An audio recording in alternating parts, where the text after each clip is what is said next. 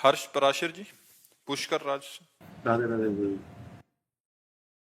महाराज जी, मैं पुष्कर राज से आया हूँ। महाराज जी, आप कह रहे हैं महाराज जी कि भगवान ने ये सारे युग मतलब अगर समाप्ति करने तो बनाए क्यों?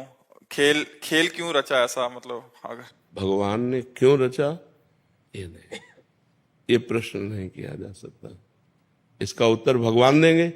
हम तो उनके भक्त हैं, हम तो उनके दास हैं। भगवान से प्रश्न करो कि आपने क्यों रचा।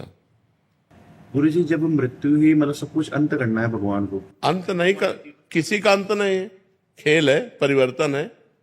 आप बताओ अंत क्या है? जैसे सभी लोग बोलते हैं कि अपना कलयुग का अंत हो जाएगा, सृष्टि का विनाश हो जाएगा, सब कुछ हो जाएगा।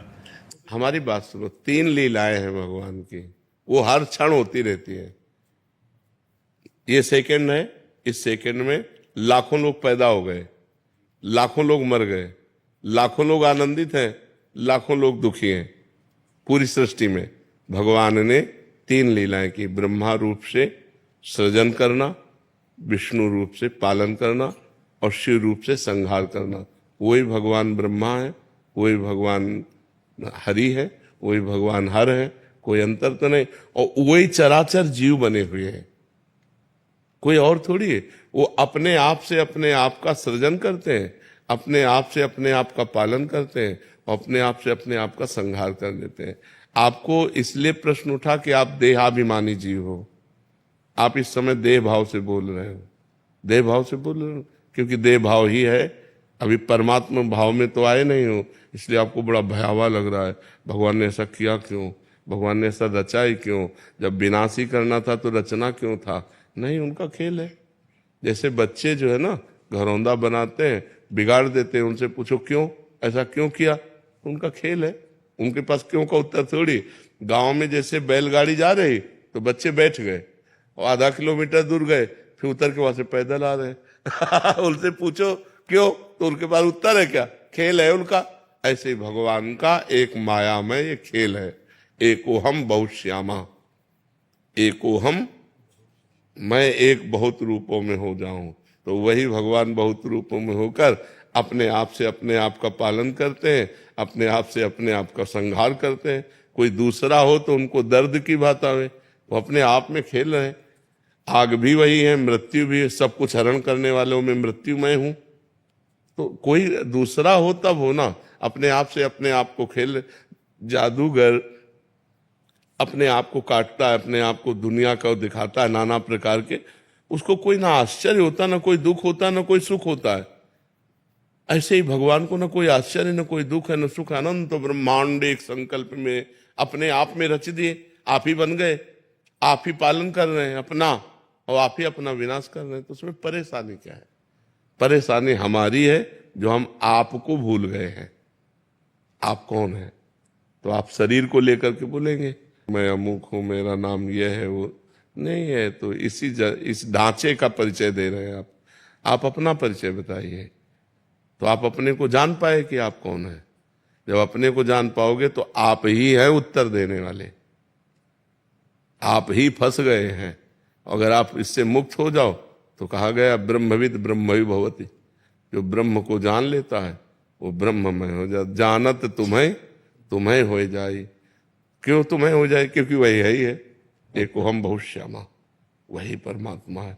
फिर कोई प्रश्न है। और विनाश किसी का नहीं होता, रूप परिवर्तन होता है।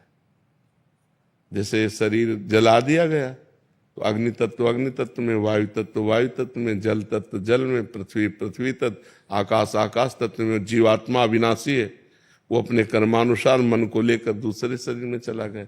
मृत्यु किसकी? किसी की नहीं। जब विनाश पूरा होता है तो पूरी सृष्टि 100 वर्ष सूखा पड़ता है, भयंकर, फिर 100 वर्ष अग्नि, फिर भयंकर जल, 100 वर्ष तक जल। फिर इसके बाद जब प्रबल ताप बढ़ी, कोई सृष्टि में नहीं रहेगा, तो जल तत्व वायु तत्व में, वायु तत्व अग्नि तत्व में, आकाश तत्व में, ऐसे क्रम से होते हुए आकाश तत्व महातत्व में, महातत्व अहंकार में, ऐसे मूल प्रकृति तक पहुंचकर मूल प्रकृति ब्रह्म में कुछ नहीं नष्ट हुआ। सब अपने अपने स्वरूप में आते हुए चले गए। फिर जब सृष्टि हुई तो ब्रह्म, ब्रह्म से मूल प्रकृति, मूल प्रकृति से त्रिगुणात्मिका प्रकृति, त्रिगुणात्मिका प्रकृति से महातत्व, महातत्व से अहंकार, अहंकार से पूरी सृष्टि। वही फैल गया, वही समिट जाता है। समिट जाना विनाश है, फैल जाना सृष्टि है, और जितने दिन फैल के खेलते हैं वही जीवन है। इसीलिए तो जब ज्ञान हो जाता है तो पूरी सृष्टि से राग खत्म हो जाता है। कुछ नहीं, कोई 10-20 नहीं है, यहाँ एक ही है, एक ही परमात्मा का सारा खेल चल रहा है। वही आप भी हैं, लेकिन आप अपने को जान पा रहे हैं। मैं परमात्मा कैसे हो सकता हूं? तो आप देह भाव से बोल रहे हैं। स्वरूप में आइए, स्वरूप कौन है? स्वरूप कौन है? तो स्वरूप का ज्ञान है नहीं, तो इसीलिए देह भाव के होने के कारण जन्म मरण, दुख सुख, लाभ हानि, मान अपमान, जय पराजय ये भोगना पड़ रहा है। बड़ा कठिन है। इसीलिए भजन करो और मुक्त हो जाओ। साधन धाम मोक्ष कर द्वारा, मोक्ष को प्राप्त कर लो तो ये जीवन सार्थक हो जाएगा। नहीं तो फिर ये चलता रहेगा, पुनरपि जननम पुनरपि मरणम पुनरपि जननी जठरे शयनम। भगवान ने किसी को नहीं रचा, अपने आप से अपने आप को रचा है, दूसरा कोई नहीं है। आप देखो ये क्या है? पंचभूतों से बना हुआ शरीर है ना। पंचभूत कौन है? ये परमात्मा स्वरूप है, परिवर्तनशील है। और एक परमात्मा स्वरूप भगवान की दो प्रकृति है, एक परा एक अपरा। जो शरीर है ये भगवान की एक प्रकृति है, जो स्वरूप है वो आप है। वही जो आप में स्वरूप वही आप में, वही आप में, वही आप में, वही एक ही है। जैसे करणों के कारण देखने में बिजली कई प्रकार की दिखाई देती है। एक बिजली लाइट दे रही, एक बिजली हवा दे रही, एक बिजली ठंडा कर रही, एक बिजली हीटर में निकल रही। लेकिन क्या बिजली कई प्रकार की है क्या? कि ये बिजली गर्म करेगी, ये बिजली ठंडा करेगी, ये बिजली हवा फेंकेगी, ये बिजली रोटी बनाएगी। बिजली तो कई प्रकार की नहीं है, यंत्र कई प्रकार के हैं, करण कई प्रकार के हैं, उनमें वो पावर वैसे जाकर प्रभावित हो जाता है। ऐसे एक बिजली है। अगर संपूर्ण ब्रह्मांड में पूछी जाए तो बिजली एक है ना? और उसके करण कितने हैं? करोड़ों हो सकते हैं, करोड़ों करण है, करोड़ों प्रकार से उसका प्रयोग हो रहा है।